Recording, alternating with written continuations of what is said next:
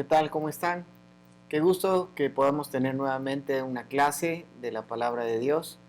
Vamos hoy a estar continuando con nuestro tema que hemos venido hablando de ya hace varias semanas atrás, acerca de ser siempre triunfantes. ¿Cuál ha sido la situación más difícil que tú has vivido o experimentado en tu vida cristiana? ¿Cuál ha sido la situación más complicada que tú hayas tenido que enfrentar por causa de tu fe?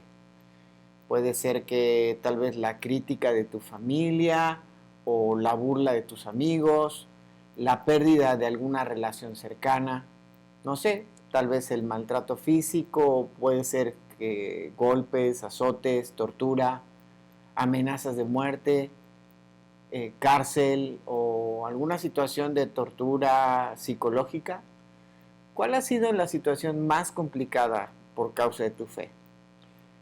¿Qué es lo que podría darme la victoria si llegara a enfrentarme a situaciones como esta? ¿Qué te parece si observamos un pasaje que el apóstol Pablo nos deja para que nosotros podamos analizar y ver de qué manera podemos enfrentar situaciones difíciles por causa de nuestra fe? Te invito a que, para que continuemos, pongamos este tiempo en las manos de Dios. Así que cierra tus ojos, inclina tu cabeza, vamos a orar. Padre, te damos muchas gracias en esta hora por la oportunidad que nos das de abrir tu palabra, de meditar en ella. Y te rogamos, Señor, que hables a nuestra vida por medio de este estudio. Señor, gracias porque tú eres bueno y fiel para con nosotros y porque aún sabemos que tú siempre tienes cuidado de nosotros. Te pedimos tu bendición en el nombre de Cristo Jesús. Amén. La semana pasada estuvimos hablando acerca del día malo y dijimos que el día malo, en realidad, cuando la Biblia nos describe esto, está hablando a una temporada de los últimos tiempos, cuando las cosas eran más complicadas. Pero hoy hablaremos específicamente de situaciones que son causa de nuestra fe. O sea, la mayoría tal vez en nuestro país, los que vivimos en México, no hemos tenido una situación tan complicada como otras personas que por causa de su fe han sido torturadas o incluso han tenido que dar su vida, han muerto. Vemos en la escritura que los primeros creyentes, muchos fueron mártires, o sea, fueron castigados, fueron llevados incluso hasta la muerte. Por ejemplo, vemos la vida de Esteban, que fue apedreado por causa de Cristo. En nuestro país y en el mundo en el que nosotros vivimos, tal vez esto no es muy complicado, pero en otras regiones del mundo dijimos que sí. Incluso tal vez aquí en el sureste de México o en el sur, hay situaciones que son complicadas para muchos creyentes. Sin embargo, vamos a analizar un pasaje en la palabra de Dios que podemos darnos cuenta cómo fue que el apóstol Pablo pudo enfrentar situaciones complicadas o aún de muerte. Así que te invito a que vayas conmigo a 2 de Corintios en el capítulo 1. Este capítulo es muy interesante porque va a hablar acerca de 3 aspectos importantes cuando nosotros nos encontramos frente a adversidades, pero sobre todo cuando nos encontramos en situaciones de sufrimiento o en situaciones por causa de nuestra fe. Vamos a ver qué es lo que dice el pasaje a partir del versículo 8 en adelante. Dice así: porque hermanos, no queremos que ignoréis acerca de nuestra tribulación que nos sobrevino en Asia, pues fuimos abrumados sobremanera más allá de nuestras fuerzas, de tal modo que aún perdimos la esperanza de conservar la vida. Pero tuvimos en nosotros mismos sentencia de muerte, para que no confiásemos en nosotros mismos, sino en Dios que resucita a los muertos, el cual nos libró y nos libra, y en quien esperamos que aún nos librará de tan gran muerte, cooperando también vosotros a favor nuestro con la oración, para que por muchas personas sean dadas gracias a favor nuestro por el don concedido a nosotros por medio de muchos. En este pasaje, los versículos anteriores, a partir del versículo 3 hasta el versículo 7, nos habla acerca de algo que es muy importante. Cuando nosotros estamos enfrentando situaciones adversas o aún situaciones de sufrimiento por causa de nuestra fe, lo primero que nos va a mantener a nosotros firmes en todo esto es la convicción del consuelo de Dios. En estos versículos, del versículo, dijimos 3 hasta el versículo 7, nos habla de un Dios que es un Dios consolador. Y nos habla que Él nos consuela en medio de la adversidad, en medio de la aflicción, en medio del sufrimiento. Y Él lo hace, permite la aflicción y el sufrimiento en nuestra vida para que nosotros seamos consolados por su amor, por su gracia, por su misericordia, pero también para que después nosotros, de haber recibido esa consolación, podamos consolar a otros. Entonces, la manera en que el apóstol Pablo enfrentó las aflicciones y el sufrimiento por causa de su fe fue que él estaba convencido del consuelo que él tenía de Dios, pero también convencido del propósito al ser consolado, que sería que finalmente él pudiera consolar a otros. El creyente constantemente sufrirá aflicción. El mismo Señor Jesucristo nos anunció esto. Dice, en el mundo tendréis aflicción, pero confiad, yo he vencido al mundo. Ahora aquí a partir del versículo 8 vamos a encontrar que el apóstol Pablo les recuerda a los hermanos una situación que ellos habían vivido, dice ahí, en Asia. Y es interesante poder entender lo que estaba sucediendo. Tal vez no tenemos con exactitud qué es lo que había sucedido allí. Probablemente los relatos los podemos encontrar ahí en Hechos capítulo 19, Hechos capítulo 20, pero en realidad no encontramos muchas aportaciones entre que estos versículos o que estos pasajes describan lo que el apóstol Pablo está diciendo aquí a los hermanos en Corinto. Pero más adelante en esta carta de 2 de Corintios, el apóstol Pablo va a hacer un repaso de todas aquellas situaciones que él vivió. ¿Cuántas veces fue azotado con 40 azotes menos uno? Que incluso fue llevado prácticamente hasta la muerte. Y varias situaciones de aflicción que su vida tuvo que pasar. Incluso en algunos momentos determinados, él fue castigado por el celo que tenían los fariseos en contra de él. Así que en esta carta de 2 de Corintios vamos a encontrar varios aspectos o varias muestras de lo que está haciendo referencia aquí en el capítulo 1. Pero no nos vamos a detener mucho en esto, sino vamos a detenernos en un punto importante que es que cuando nosotros sufrimos aflicción, tenemos tal vez que entender un concepto importantísimo, que es un concepto teológico, y es el concepto de la muerte. Y que tenemos que, el hecho de morir junto con Cristo, y que tenemos que entenderlo para realmente poder enfrentar las aflicciones y realmente ser victorioso en medio de la aflicción. Recordemos rápidamente lo que está diciendo aquí en este pasaje el apóstol Pablo. Dice así, dice, no queremos que ignoréis acerca de nuestra tribulación que nos sobrevino en Asia, pues fuimos, dice, abrumados sobremanera. Y me llama mucho la atención cómo menciona aquí el apóstol Pablo, dice, más allá de nuestras fuerzas, de tal modo que perdimos la esperanza de nuestra vida.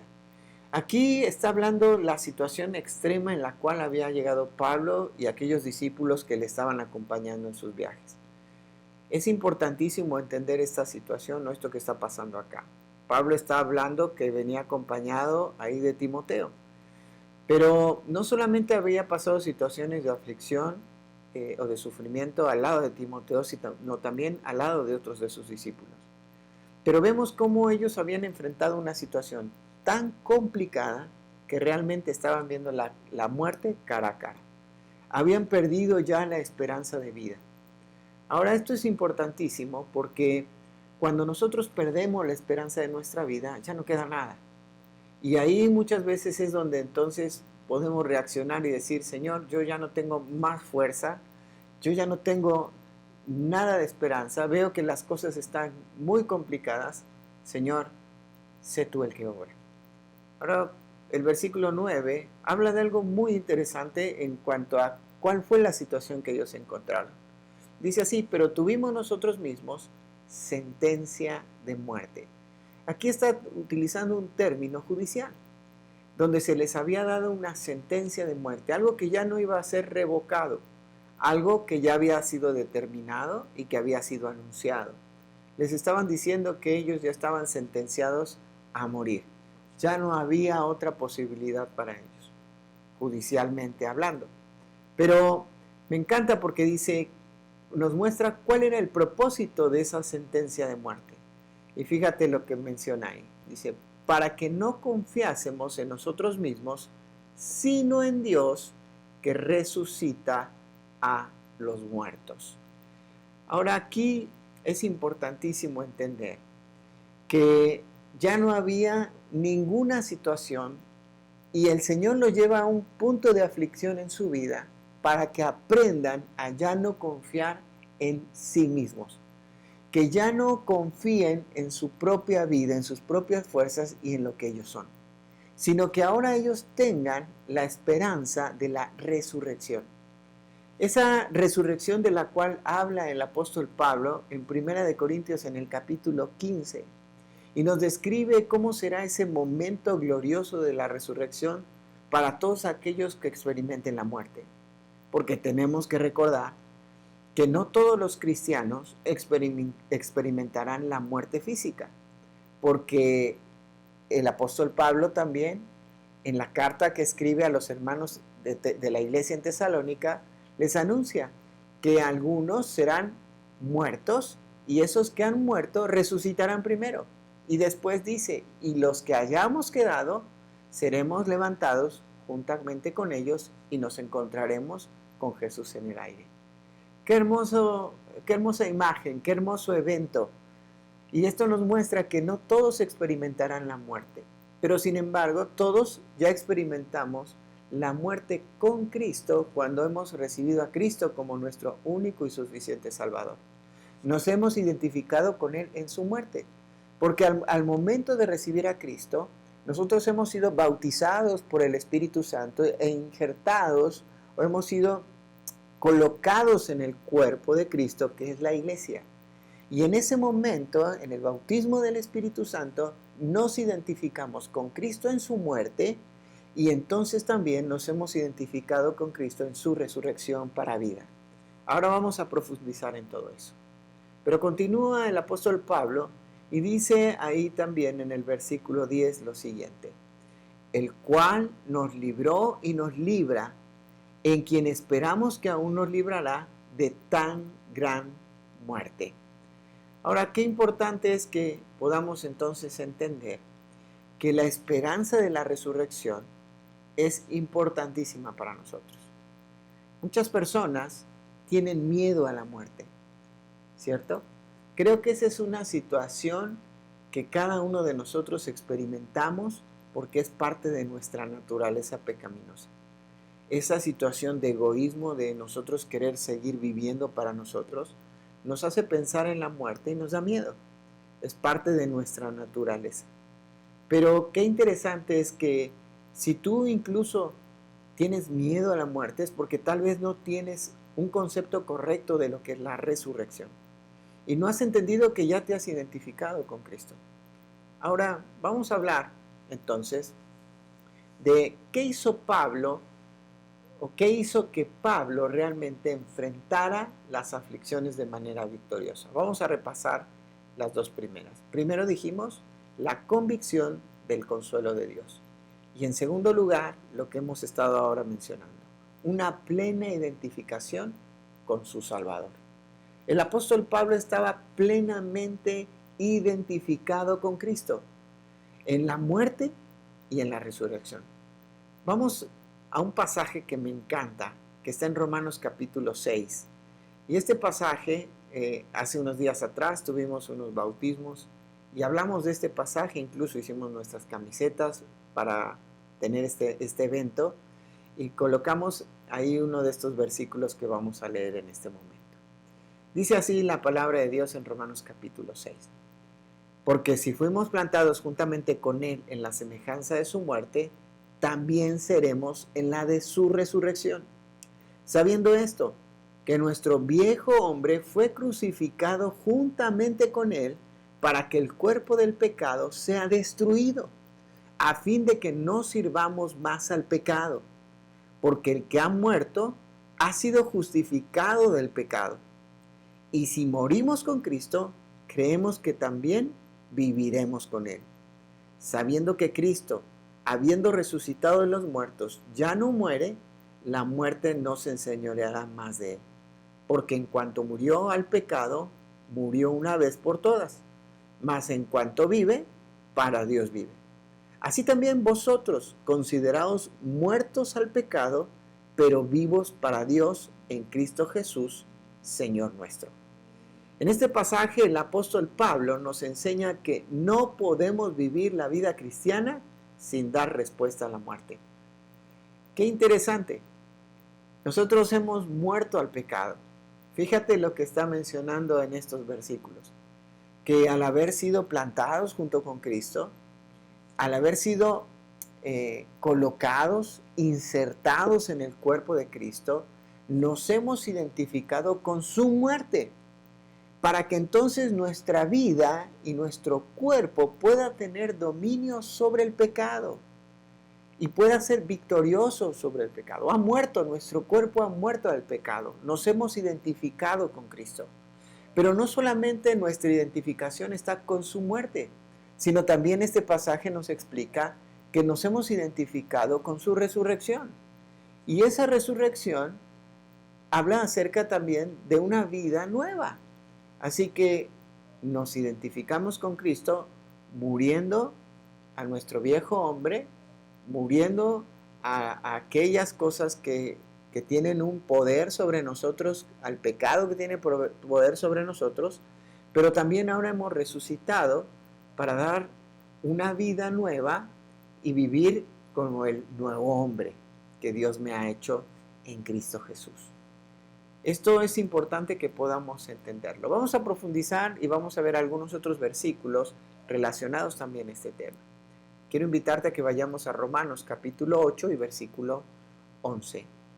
Dice así: y si el espíritu de aquel que levantó de los muertos a Jesús mora en vosotros, el que levantó de los muertos a Cristo Jesús vivificará también vuestros cuerpos mortales por su espíritu que mora en vosotros. Qué interesante es lo que está hablando aquí el apóstol Pablo.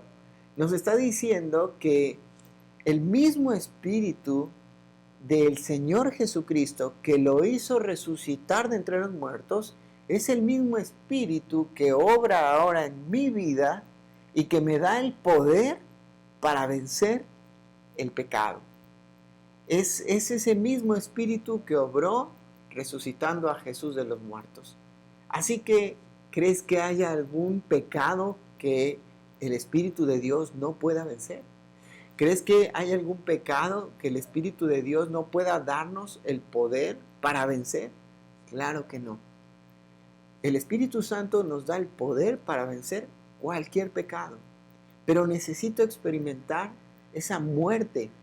Necesito entender que he muerto al pecado, pero que ahora vivo para Cristo. Hay otro pasaje que no solamente nos explica que ahora contamos con ese poder, sino va a ampliar más el concepto. Y vamos a Efesios capítulo 1. Fíjate lo que nos dice el versículo 19 y 20. Dice: ¿y cuál la supereminente grandeza de su poder para con nosotros los que creemos, según la operación del poder de su fuerza, la cual operó en Cristo, resucitando de los muertos y sentándole a su diestra en los lugares celestiales? Mira, es ese mismo poder, dice ahí en el versículo 19, de su poder para con nosotros los que creemos, según la operación del poder de su fuerza. Esa misma fuerza, ese mismo poder, esa explosión de poder que es dinámica, también ahora opera en nosotros. Y esto nos tiene que hacer pensar en esta verdad tan importante, que realmente yo tengo que estar dispuesto a hacer nada para que su poder sea todo. Realmente yo tengo que estar dispuesto a hacer nada para que su poder sea todo. Esto es un concepto importante en nuestra vida. Tengo que renunciar a mí mismo como alguien sentenciado a muerte, como alguien que ya no, no puede vivir para el pecado. Esto es algo importante que lo entiendas. Tú y yo ya hemos sido declarados al identificarnos con Cristo como sentenciados a muerte del pecado en nuestra vida. Y esto es importantísimo, porque cuando yo entiendo este concepto, entonces puedo entender que tengo el poder en mi vida a través del Espíritu Santo para vencer cualquier pecado.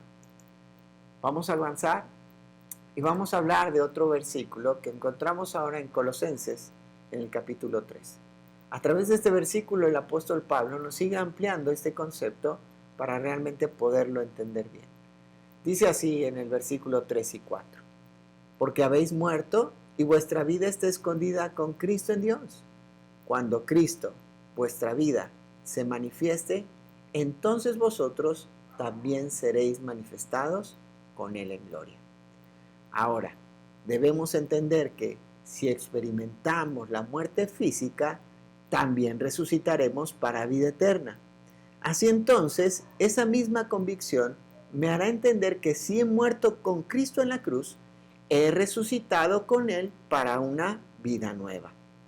Cuando nuestra preocupación es que Cristo sea glorificado, lo demás no importa. Nosotros tenemos que estar conscientes de esto. Si ya tengo la convicción de que cuando muera físicamente, si el Señor lo permite, voy a resucitar un día con Él, entonces tengo que tener la misma convicción de que si ya he muerto al pecado, entonces ahora mi vida tiene que ser para Él. Así como resucitaré para estar en la eternidad con Él, así el Señor, en mi identificación con Él, me ha dado una vida nueva para vivir en Él y para vivir para Él.